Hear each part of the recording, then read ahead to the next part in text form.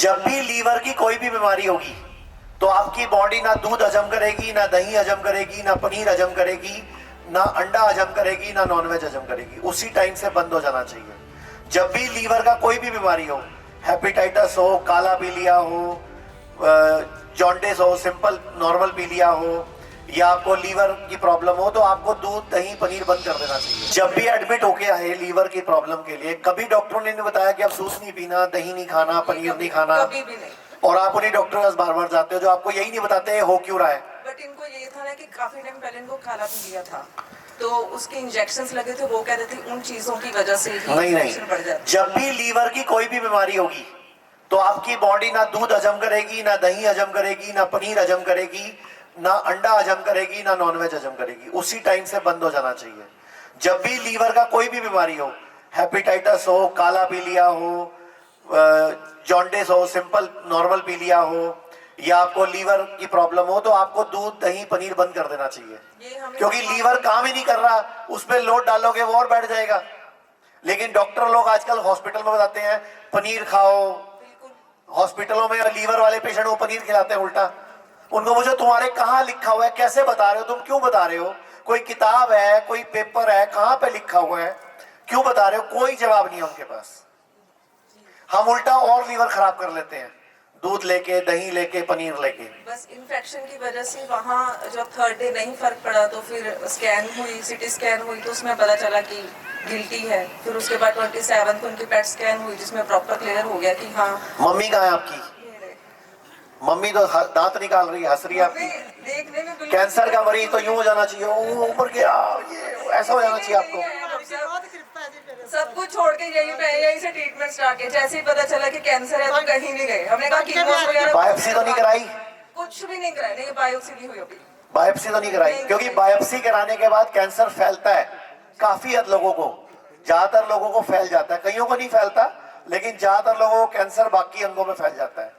देखो कोई भी गांठ होती है ना, चाहे वो लीवर में है, चाहे ब्रेस्ट में है, चाहे बॉडी के किसी अंग में है, वो हमें मारने के लिए नहीं आती। ये हमें कोई समझाता नहीं, ना कोई स्कूल, ना कोई कॉलेज, ना कोई हॉस्पिटल, ना कोई डॉक्टर। कैंसर की गांठ आपको मरने से बचाने के लिए बनती है।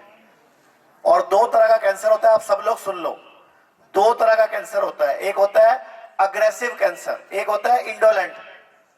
एक अग्रेसिव कैंसर मतलब उसकी प्रवृत्ति है फैलने की, बिगड़ने की, इधर जा उधर जा, लीवर में फैल गया, अब पेट में आ गया, वो अग्रेसिव कैंसर होता है। लेकिन वो सिर्फ 10% होता है।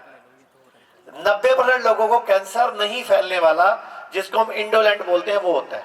लेकिन आप लोग कैंसर नाम सुनते ही पागल हो जाते हो और पागलों की तरह डॉक्टर के पीछे भागते हो, अपने पैसे भी खराब करते हो, शरीर भी खराब करते हो और अपना नुकसान भी करते हो, जबकि डरने की जरूरत नहीं होती। तो कोई बात नहीं, आप टेंशन ना लो, यही लीवर की गांठ, लीवर आपका यही काम करेगा, टेंशन ना लो। आपका जैसा मन करे मैं आपको सब बताता हूं कि लीवर क्या करता है, कैसे खराब होता है और कैसे उसको ठीक करते हैं। तो ये इमली और आलू बुखारे को रात को भिगो के छोड़ देना है आपने। इमली को और आलू बुखारे को रात को भिगो देना है और इसको अच्छी तरह पूरा मथ देना है। अच्छी तरह रात को भिगो के रख दिया, पूरी रात इसको भिगा रहने देना है और फिर इसको सुबह तक इसका इंतज़ार करना है। अब ये जो लीवर है जब ये खराब होता है तो गैस बनना पहला सिम्टम है, दूसरा सिम्टम है तेजाब बनना। और जब हमारे हॉस्पिटल में, ये हिम्स में, चंडीगढ़ में लोग आते हैं तो हम कुछ नेचुरल थेरेपीज भी करते हैं लीवर के लिए, किडनी के लिए, क्योंकि लीवर खराब है तभी किडनी फेल हो रही है, तभी शुगर हो रहा है, तभी बीपी हो रहा है। ये इनके पेट पर इस हर्बल ऑयल का लेप करने के बाद, ये हमने कौन से पत्ते हैं बेटा? अरंड के पत्ते। अरंड के पत्तों का हमने इस तरह से लेप करना है, इस तरह से पत्ते लगाकर छोड़े जाते हैं। तो इस पत्तों की वजह से ये बॉडी की गर्मी इसको चूस लेगी, ये अंदर की जो पेट की गर्मी है, लीवर है, इसको शांत कर देगी। यानी कि बढ़े हुए पित्त को भी ये अरंड का पत्ता और ये ऑयल शांत कर देगा। एक दूसरा उपाय मैं आपको दिखाना चाहूँगा।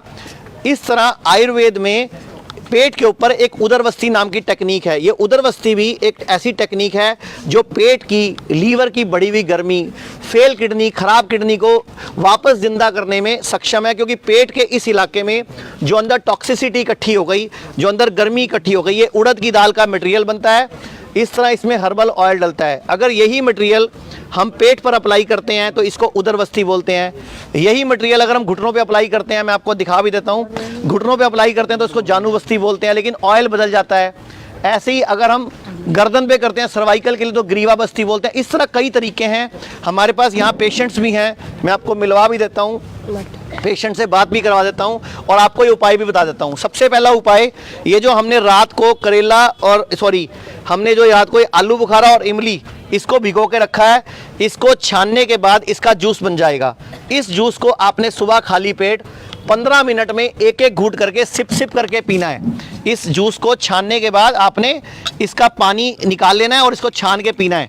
इसको इस तरह पिएंगे आप और कोशिश करेंगे, अगर आप सुबह बैठ के नीचे बैठ के इस तरह उकड़ू बैठ के पिएंगे तो ये रामबाण काम करेगा। और अगर लीवर ठीक होगा तो किडनी में भी इफेक्ट आएगा, शुगर में भी इफेक्ट आएगा, बीपी में, जोड़ों के दर्द में, क्योंकि हर बीमारी में लीवर ही हमारा मुख्य आधार है।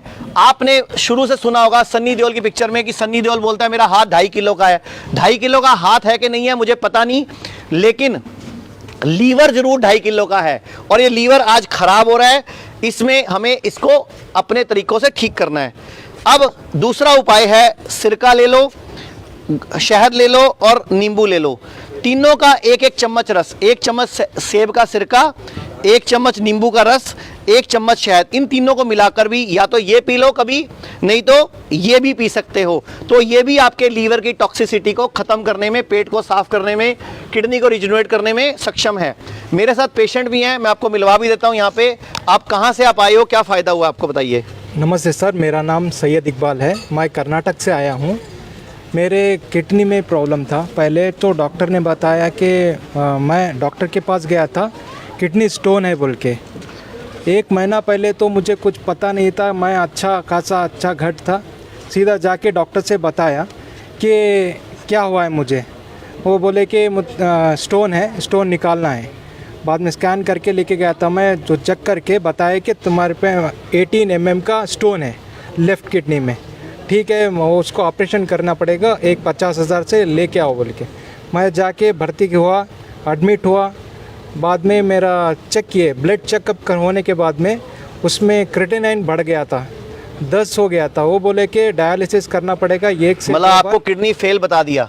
हाँ, किडनी फेल अभी डिसाइड नहीं हुआ था। वो बोले भाई 10 क्रिएटिनिन में तो वो डायलिसिस करते हैं ना, वो तो 5 पे शुरू कर देते हैं। हाँ, 5 पे करते हैं। वो बोले कि 1 या 2 बार वो मतलब बताए कि वो निकालने से आपका ऑपरेशन होगा वरना नहीं होगा, डायलिसिस करना ज़रूरी है। बोले कि डायलिसिस को लेके गए, 1 से 2 बार किया, 5 बार किया डायलिसिस, तो भी वो ठीक नहीं हुआ। तो डायरेक्ट ऑपरेशन करके स्टेंट डाल के छोड़ दिया, 1 महीने तक आपका रेडी होगा। मेरा पैसा चला गया 2 लाख रुपया, जो मैंने मेहनत से कमाया था 10 साल, वो पूरा पैसा उन्होंने ले लिया। बाद में बताया कि तुम कंटिन्यू करना पड़ेगा, जब तक ज़िंदगी है तब तक आपको डायलिसिस की ज़रूरत पड़ी। अब जब से आप हमारे हॉस्पिटल में आए हो, कितने दिन हुए आपको यहाँ आए हुए, हिम्स में आए हुए? मैं आके यहाँ पे 5वां दिन है मेरा।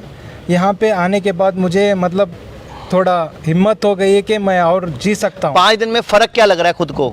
मैं अभी आके 1 हफ्ता मतलब डायलिसिस में मतलब 2-3 बार करना चाहिए था, अभी 1 बार भी मैं डायलिसिस नहीं किया हूँ।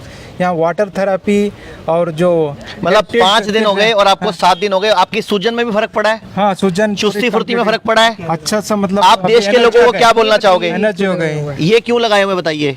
ये मुझे यहाँ पे ब्लैक हो रहा था, यहाँ पे आने के बाद मुझे लीच थेरेपी किए तो पूरा चला गया है, वाइट हो रहा है पूरा सा। मतलब पहले से स्किन आपकी गंदी, खून साफ होना शुरू हो गया? पूरा हो गया। आप खुश हो? अब आप बहुत देश के लोगों को क्या बोलना चाहोगे? सर, आप भी आइए, जो भी आपका प्रॉब्लम है यहाँ पे 100% सॉल्व हो जाएगा।